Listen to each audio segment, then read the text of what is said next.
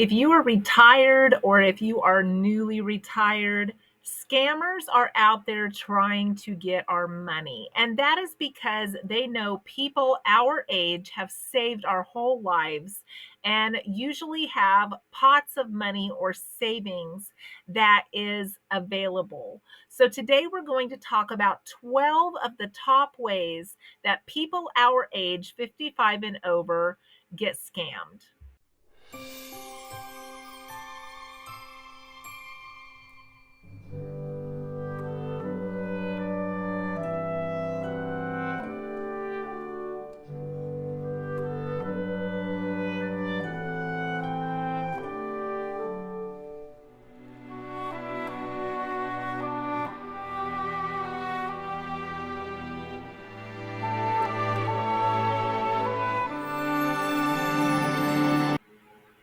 If you are joining me for the first time, I'm Bonita and I'm from rural Kansas. And I recently retired at the end of October. I'm starting my 9th month in retirement. And as a former nursing home administrator, I was very aware that people 55 and over were targets for people trying to take advantage of them. And a lot of it is not always our fault. I mean, there are people out there working hard in call centers and in other countries and all over the US to try to take other people's money rather than working for it themselves. And I always said if they worked as hard to make their own money as they do to take other people's money, they wouldn't have to be doing this. But that's my opinion. So today we're going to talk about 12 of the top ways that elders, and 55 and overs included in that, get took advantage of. There are numerous FBI reports every single year. In fact, in 2022, $724 million was taken by people from call centers in scams, and over 13,000 reports were made to the FBI about items that were being charged to people's cards that they had ordered, but they never got the products. So we're going to talk today about the different types of scams out there. The first one I just touched on. People will order things from places they think are reputable, and then the item never comes. So sometimes it's best to stick to those tried and true places of ordering, places that you know are backed up by protection, like Amazon, eBay. And if you order from eBay, make sure you always pay through PayPal. That is the way that you are protected because it has to go through eBay. Don't ever wire anybody money for something that you have purchased online, because sometimes they will try to get you to go around the boundaries that have already been set by these known platforms and will use their names like eBay to trick you into thinking that it's a safe platform for you to do that. The second way is computer and tech ways of scamming people. Right now on Amazon Prime, there's a new movie out called The Beekeeper. And I want to give you a warning. It has violence in it. It has a lot of violence in it. So if you don't like action adventure with some violence in there, you probably won't like this. But it talks about how you can get those things that pop up on your computer that say, your computer is infected. Call us now and we will help you. And it talks about the scams on the other side of that call and how they are just getting you to push buttons, give them permission so they can access all of your accounts already on your computer. We almost fell for this one time when we had a business. I had one of those pop up on my screen. I had dialed them. I had them on my computer, and they started instructing me to do different things. And something told me, wait a minute, this does not feel right. And I hung up the phone. I shut off my computer and restarted it. And guess what? that message went away. It was just one of those pop-up things that try to get you to think that you can't do anything with your computer. And maybe you're pushing buttons and nothing will happen. But if you shut that computer down and turn it back on, the problem's fixed. So my husband and I watched that film and we sat there and were cheering on the good guys that were trying to take down those scammers, because it shows in that movie how detrimental it can be to someone who has saved and saved their whole life. One of the third ways is I will get text messages from my phone that will say my Amazon has been shut off and that they need me to reset my password, that maybe my password has been compromised. Sometimes I will get emails saying that. But if you click on who that email is from, you will see it is not an Amazon address. It is a different address, but they will set up the logos and everything on those emails and those texts to make you think that it is legit. They're trying to get you to click on that link and put in your password so they can steal it and have access to your accounts. They will also get text messages and email messages telling me that FedEx is having trouble delivering a package and wanting information on where I live and wanting me to click on these links. Luckily, I rarely order anything, and I get a lot of these messages which clue me in that they are scammers, because I have ordered nothing. I have nothing coming in the mail, but yet I'm getting all of these emails telling me that there's a problem delivering my package. And then when I do have a package coming and I see those, I've already been alerted that those are fake. Another type of scam is the business recognition scam. We will get calls sometimes from businesses that we think are legit, and they will represent themselves as a business that maybe we are even associated with, only to find out that they are not the business that they say that they are. So we have to be so cautious, even if we get calls that come from maybe our bank institution telling us that we have had our credit card compromised. Be very cautious about giving any information. My bank called me one time at about 7:30 on a Sunday night, which I thought was very strange, and said, "This is your bank, and we see that you have made a purchase of like $1.41 at this restaurant in another state." And I said, "Well, I'm not in another state." And they said, "Let me verify your information." But then they gave my information to me. They did not make me tell them my birthday or anything. They told me so that they could prove to me who they were and that they were legit. And then they said, "I will shut off your card and mail you another one." They didn't request any information from me and took care of the problem and let me know who they were, what they knew about me, and that they were taking care of the issue. One of the very popular ones that I used to see as a nursing home administrator is the Medicare fraud scammers, especially around the time that there is automatic enrollment changes that you can make around October to December. They are on high alert, and there's so many commercials out there today that will try to get you to call them so they can help you with your Medicare. The only people you should be calling is the government agency. They will never ever call you to verify things with you. They are too busy. They expect you to call them.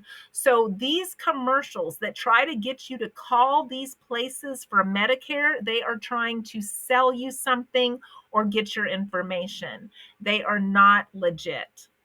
And those are called government imposter scams.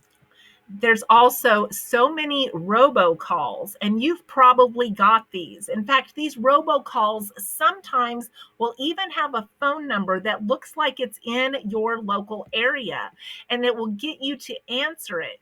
But if you would call that number back, it would not be that business. They have a way of robocalling and using other people's phone numbers to make it look like it is a local call to try to get you to talk to them. And that has to do with like car warranties, all kinds of things. But the number looks like it's a local number, and that gets you to answer it. And then sometimes they will say, "Can you hear me?" to get you to say yes, record that yes, hang up, and then use that yes to say that you purchased something and agreed to it that you did not.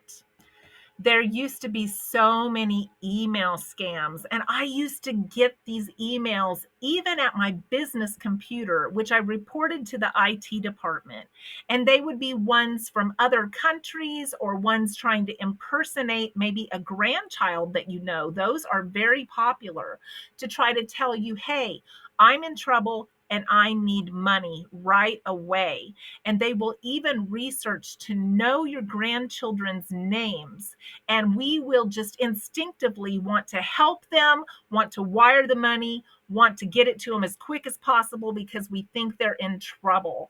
These are a very common scam that takes a lot of people off guard because we get into that panic, quick mode of wanting to help someone, knowing we have the ability to help them, and they take advantage of our kindness. There's the old popular romance scams of people that will try to message you and get you talking to them and make you think they are going to meet you and maybe even form a relationship with you through text or email, and then get you to send them money. And people may think that they have a relationship with this person and they may have never met them, or maybe they go so far as to meet them and still end up giving them money.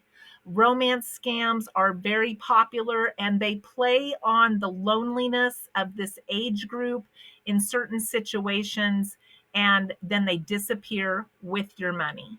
There's also the popular sweepstakes scams where they will call and tell you you have won something and then proceed to try to get your bank account, your address, and everything that they need to maybe steal your identity or steal money.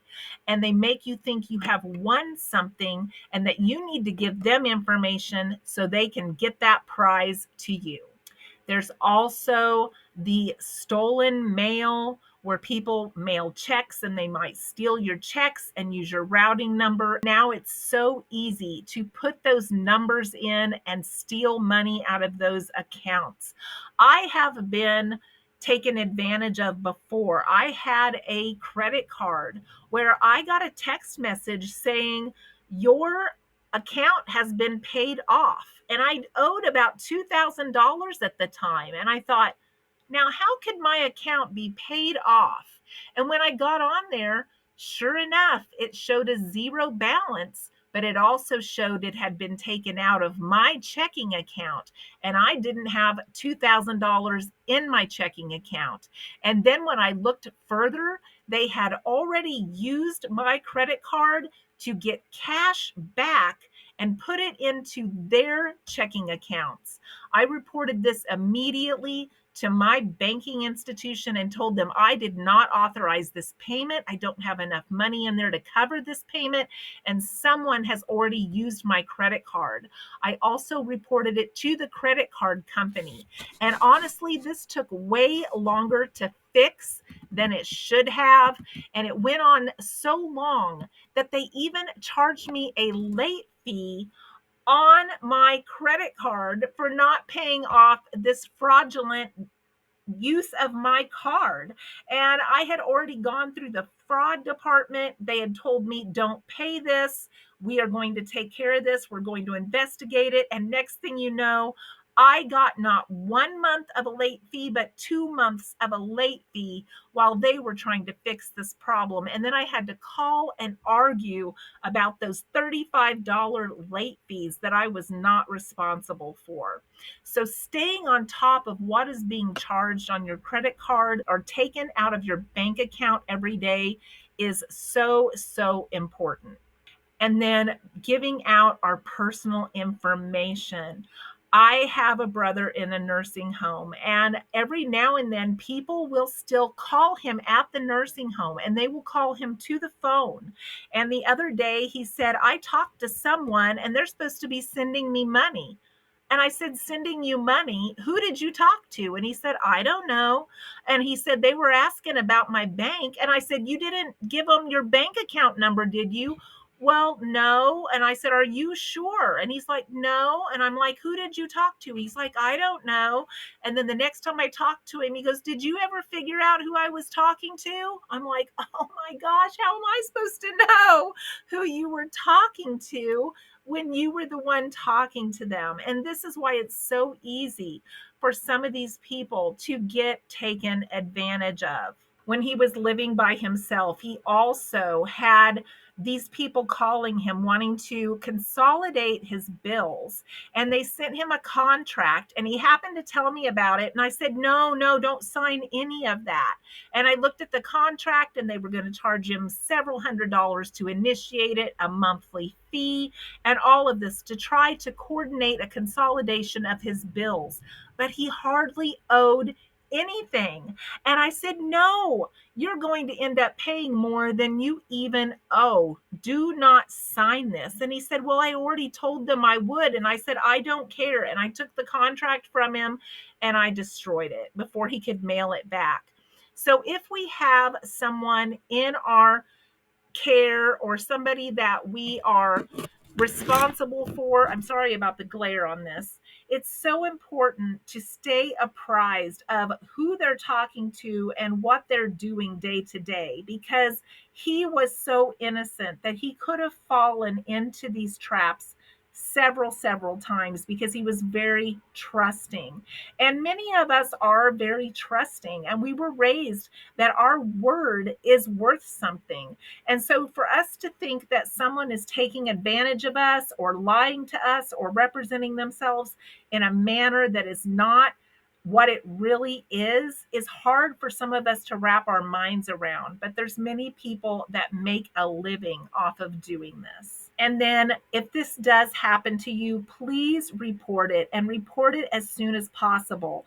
The FBI has a way for you to fill out a form online. And I'm not saying that they will get back with you. It will depend on their caseload, how big of an amount has been taken from you, and many other factors. The Attorney General and also the local police are also interested when things like this happen. So be sure and report, because many people do not report these. They are ashamed, they are embarrassed, they think they should have been smarter and that this shouldn't have happened. And so they just don't report. But it's so important for us to report these incidences, even though it can be embarrassing. So I hope that this video has been helpful and maybe given you some ideas of some things to watch for as we navigate retirement and watch for scammers. Thanks for watching today, and I hope to see you in the next video.